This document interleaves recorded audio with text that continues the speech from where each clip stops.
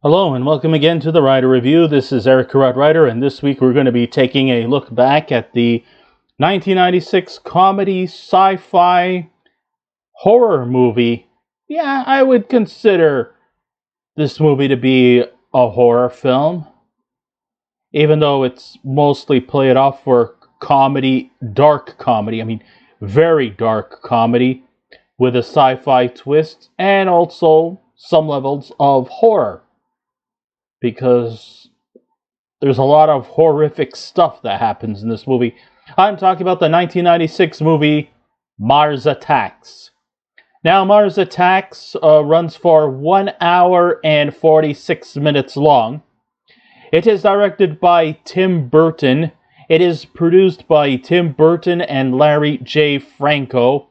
The script was written by Jonathan Gems. It is actually based off of the old Topps card series by creators Wally Wood and Norman Saunders.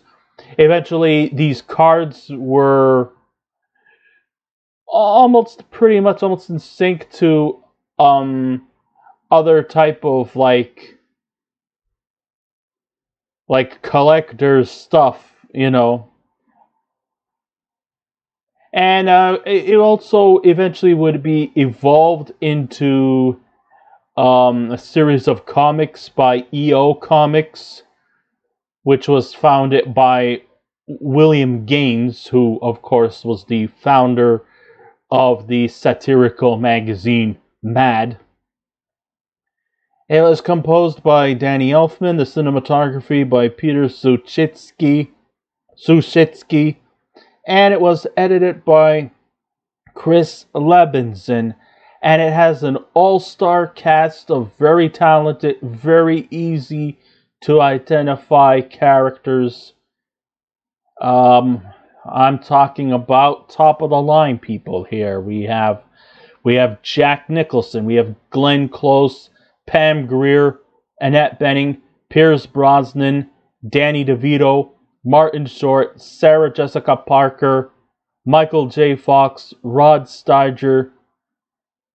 Hey, we even have singing sensation Tom Jones, Lukas Haas, Natalie Portman, Jim Brown, Lisa Marie, no, not to be confused with Lisa Marie Presley, just Lisa Marie. Actually, her real name is Lisa Marie Smith.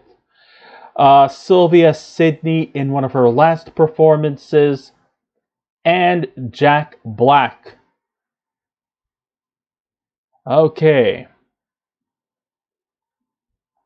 At first, I was a bit hesitant in watching Tim Burton's Mars Attacks, fearing that it'll be just another box office failure like his other project, Ed Wood.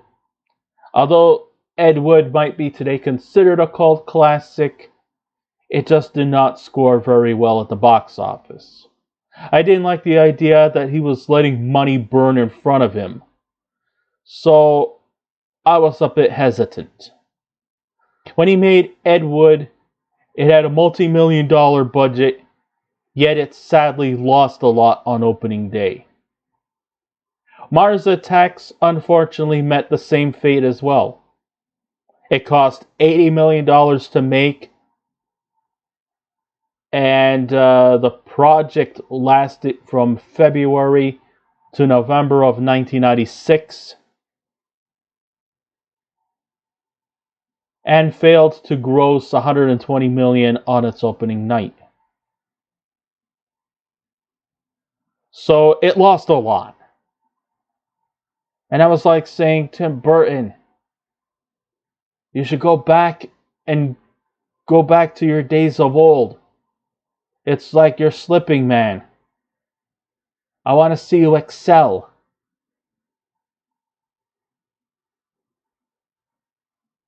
Well, when you get a macabre, twisted-minded director like Tim Burton, you still kind of have to expect the unexpected. And even though it didn't fare well at the box office, in later years, it did eventually evolve into a cult classic with a nice blend of dark humor, nihilistic satire, and an exciting alien invasion that pays homage to the old 1950s sci-fi B films. Something that,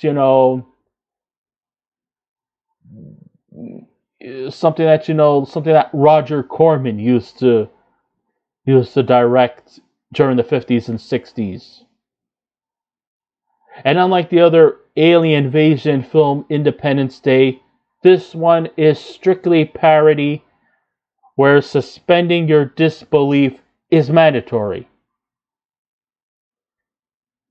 There's no something to think about type of thing. It's a stupid movie, and it's meant to be stupid.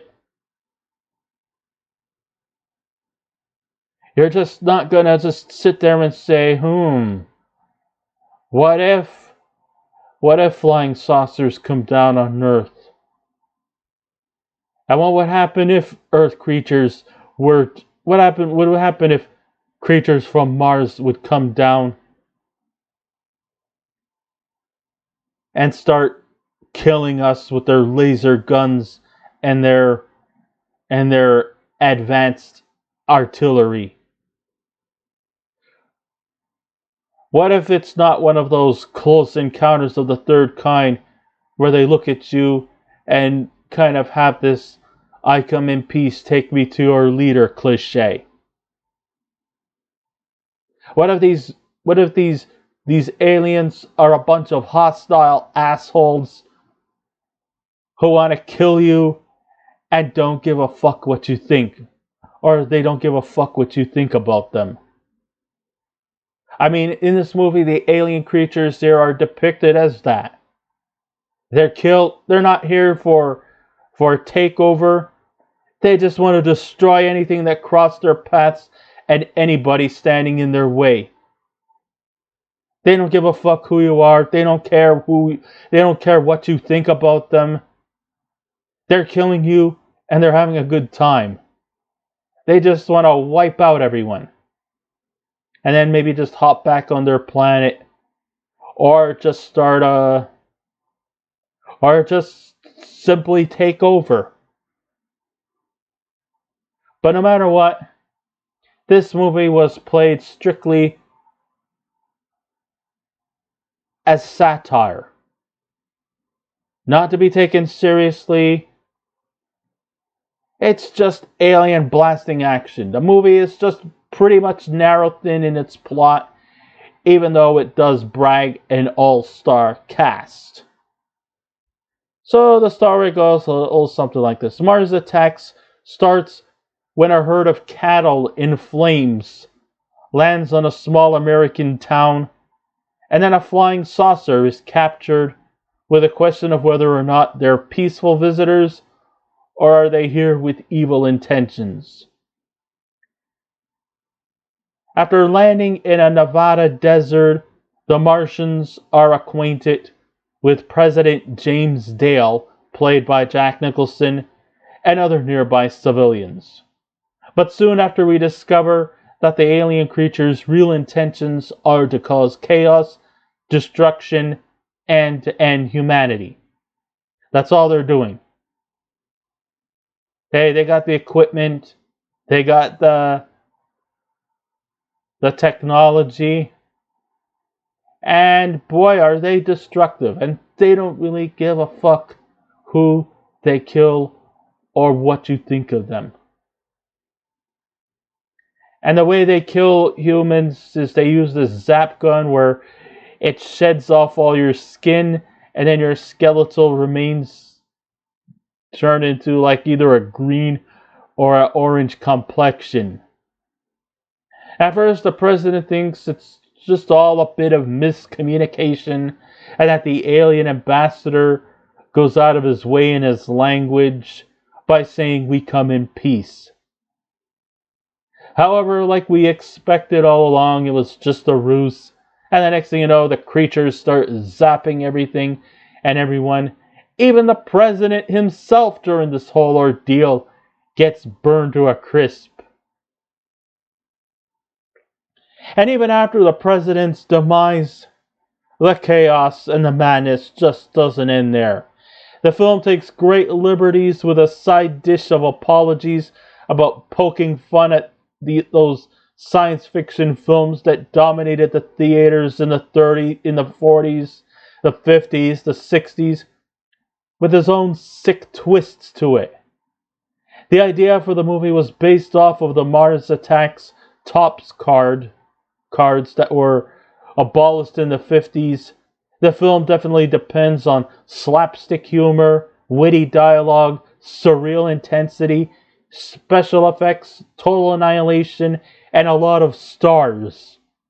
I mean, the stars don't even mind spoofing themselves. Everybody who is involved in this movie knows that this is a bullshit movie, and they're just all having a good time. Jack Nicholson, like for example, he knows what it's like to be in these kind of movies. I mean, he used to be in the old Roger Corman horror films before he ranked to superstardom. Pierce Brosnan, who still looks just as slick and debonair in his James Bond era, can take light of himself very well. Even though, hey, James Bond himself is, not really exactly entirely meant to be taken as complete seriousness. And, hey, you even have, of course, your share of comedic geniuses like Martin Short and Danny DeVito in there. And, you even have, future stars like Natalie Portman, and who would become, a bigger star in the near future. We also had Lukas Haas, who would go on to greater things. Everybody in this movie is just out to have a frolicking good time. Many cast members, very important ones, to get destroyed in this movie. Oh, don't worry, hey, the aliens get their comeuppance too. Spoiler alert. But the funny thing is the various ways they meet their fate. Which you may probably think it's going to be all gory and gooey, but no, it's not. It's not like serious gunfare. It's just basically they get destroyed in this movie, but they have some various methodical ways they meet their fate. And it's played for more of a cartoonish approach as opposed to the more gritty fate we see in other films of this particular genre. I mean, sometimes these alien-based movies, people tend to take it way too seriously. But this movie, they're saying, you know what? Screw it. It's a funny movie. It's not going to change your life. Don't worry. You don't need to send the military for a potential alien invasion. There's no what ifs. Everybody is in on this. We're all having fun. We're getting paid for it. And pretty much to all you cynical assholes out there who say, oh, this is a plotless movie, it's just aliens going around killing and destroying people. Well, just sit your ass down and shut the fuck up. That's what they're trying to say. Have some fun in your life. Life doesn't have to always be too serious. That's a problem with you bunch of cynical assholes. Maybe you cynical assholes should be zapped. I'm just saying. You'll be gasping in awe over Jason Stone, played by Michael J. Fox. He's like a reporter, as he reaches for a hand.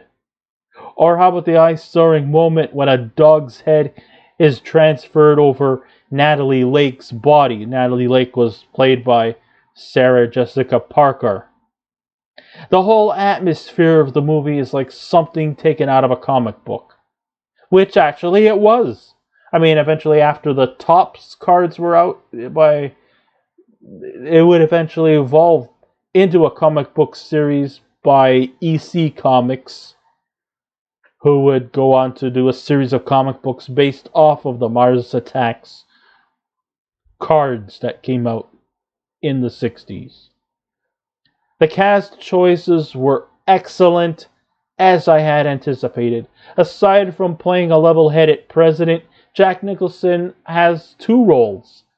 Something almost similar to like what Peter Sellers did in Doctor Strangelove, playing multiple characters in one movie.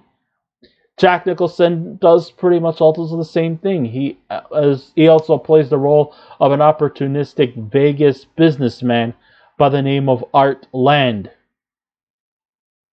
Glenn Close is also effective in her role as the neurotic First Lady Marcia Dale, who meets her fate when a chandelier caves in on her.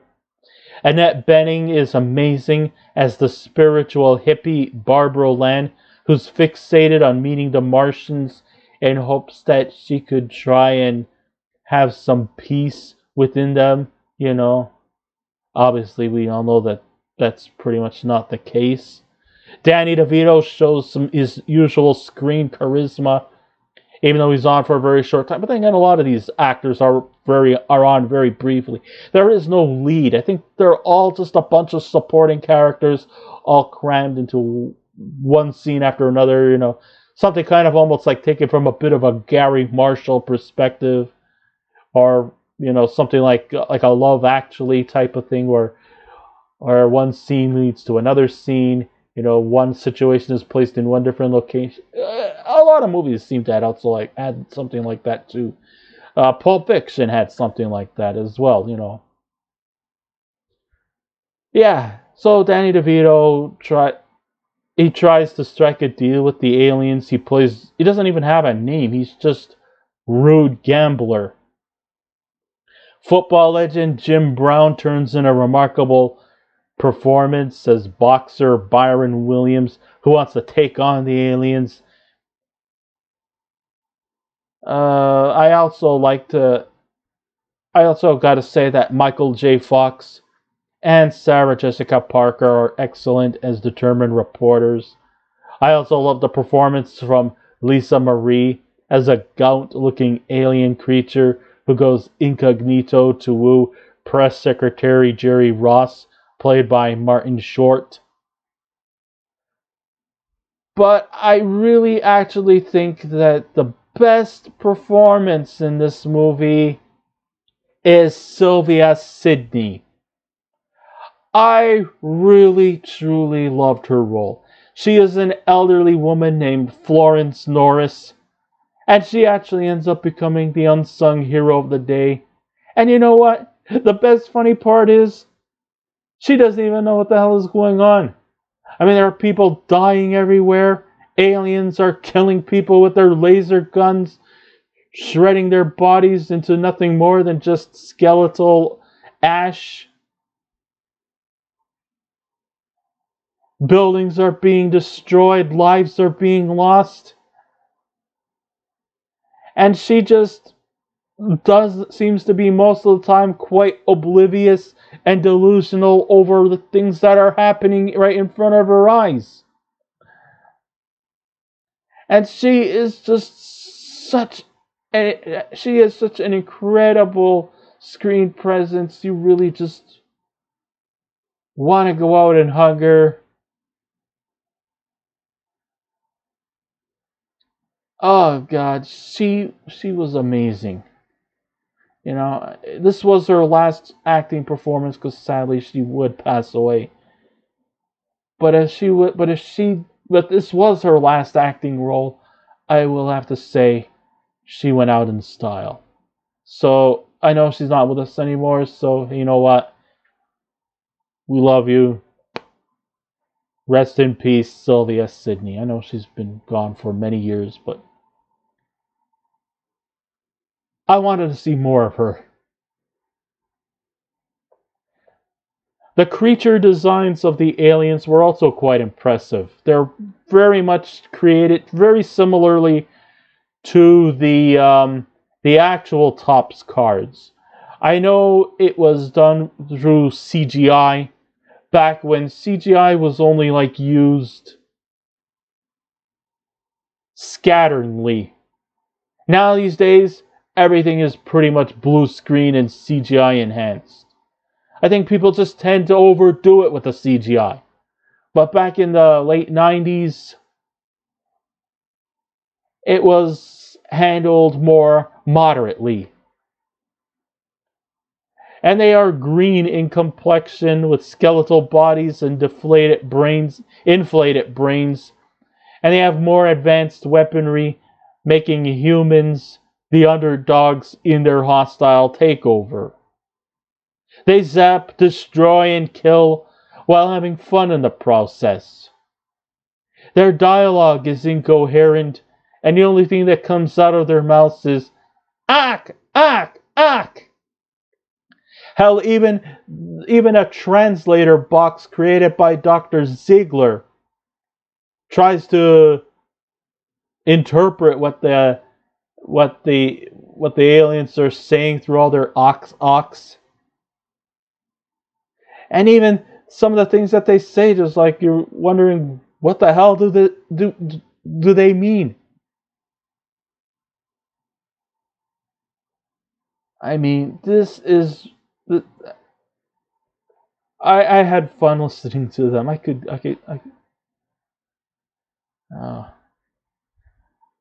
at a loss of words here. Okay, so if there are any weaknesses in this movie, it would be that the early scenes with the aliens communicating starts to wear thin very quickly. In addition to that, all that ok stuff doesn't make us convinced the audience that they are any more superior to humans in terms of language. If the only thing that comes out of their mouths is ok. I mean, you would think that superior, intelligent aliens from Mars, you would think that they would perhaps pick up on our language.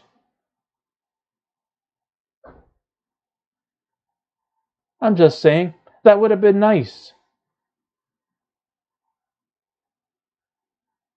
But unfortunately, all these oks that come out of their mouths make them feel more primal than advanced, and have more of an animalistic intentions to them as opposed to superior creatures. But once the carnage takes off, it goes by in a breeze. There are plenty of memorable quotes that will linger in my mind for a long time, like when brainy child Richie Norris, played by Lukas Haas, tries to interpret the alien's sign language. He claims he's giving the international sign of the donut. I also enjoyed President Dale's cheesy speech about why can't we all just get along? Even his hand gestures were priceless. Like, why do we have to fight? We can work something out together. We can coexist. I think you just are going after us because we're different from you guys. But in the end, underneath your physical differences, our physical differences, our ways of life, your ways of life, maybe we can work a pact. We can coexist.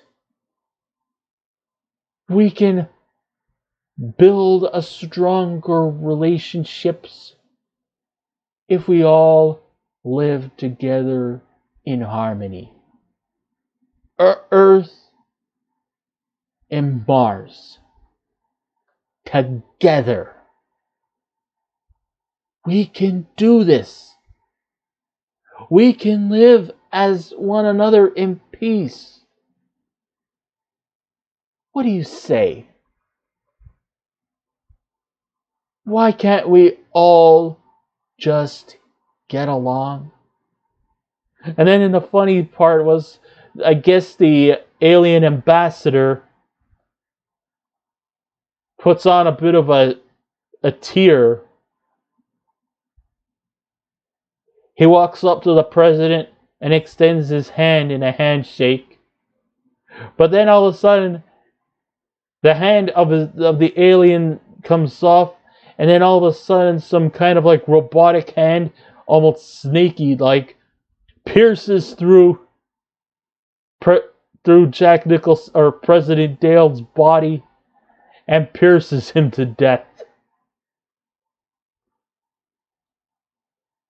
Now, no, okay. I know I shouldn't be laughing at people dying, but in this movie, that's all you basically get in this movie. Everyone dies. Hell, even these aliens are just unremorseful dicks. I mean, when they're not dressed in their spacesuits and their helmets, most of the time they're pretty much seen mostly naked, wearing red Speedos. And they also seem to enjoy reading Playboy, too. Now, of course, like every villain or any kind of evil entity that comes in movies, I know this is a cliche.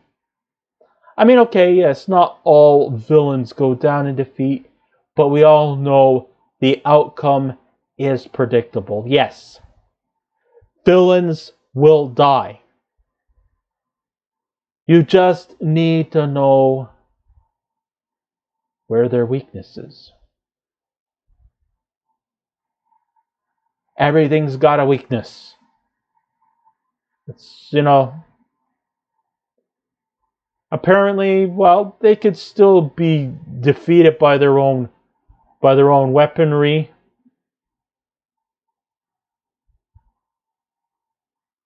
I mean, some of these aliens do get killed. I mean, if you wish to look at the kill count of the characters in the movie, whether it be human characters, whether it be alien characters, there is a weakness. I think one of their biggest weaknesses is that they don't like yodeling music. Especially from one of the more well-known folk yodelers around. He went by the name of Slim Whitman. Okay, so here was how the turning point came. As Grandma Lawrence was in her room watching or listening to music on her record player, remember she's old and she's a bit senile and she's not aware of it. But as she starts playing her Slim Whitman music, all this yodelay-hee-hoo bullshit, the aliens just can't take it. And it just gets into their brains, and then their heads explode into this vile green goop. So then Richie has found a way to kill off this alien invasion. So then he goes to a nearby radio station, and in front of the whole wide world via satellite, we hear the graceful tunes of Slim Whitman and his constant yodeling, which of course affects the aliens, and one by one the creatures all die. So at the end of the movie, I guess the president's daughter, Taffy, played by Natalie Portman, awards him some kind of Medal of Honor. Hey, wait a minute. Something I need to point out to you. A presidency is not determined through inheritance. It's determined through voting. It's not like something you pass around. So I'm starting to think like, wait a minute. How did Taffy Dale become president? Number one, you have to be over 40. to be president. Number 2, you have to be born on American soil. And number 3, you have to earn your spot in the positions. Unless if a president dies, then the vice president takes over. It doesn't get passed down to your offspring. It's not like the monarchy. But that's just a bit nitpicking. Hell, even singing legend Tom Jones confronts the aliens was funny just by the surrealism the whole movie contains. Hell, I even see them dancing in the background to Tom Jones as he's performing in Vegas. And okay, I will admit, it's not one of Tim Burton's best films. And he probably even admits it himself. But the spoofs and the homage it's based on exceeds anything we have seen from other outrageous films that are equally daring, like Beetlejuice and Batman. And Burton knew he wasn't getting his money back on this movie, but he was having fun making this movie, and in the end, that's kind of really all that matters. Would I recommend this movie? Of course I do. It was an enjoyable movie, and I hope that if anybody ever does get to see this movie, sit back, have fun, have your popcorn and soda, and have a ball. Because that's why we're on this planet, after all. So when all said and done, if I was to give this movie a scale out of 10, I would give Mars Attacks a 9. So I guess this ends my writer review. Thank you all for listening in. If you wish to subscribe to my YouTube channel, please feel free to do so. If you wish to leave a comment, go right ahead. But just remember the 3 simple rules. Be kind, be courteous, and please refrain from any rude comments. And I'll be back again with another movie review. So until next time, this is Eric Rutrider saying, keep watching those movies, and I'll see you around. Goodbye.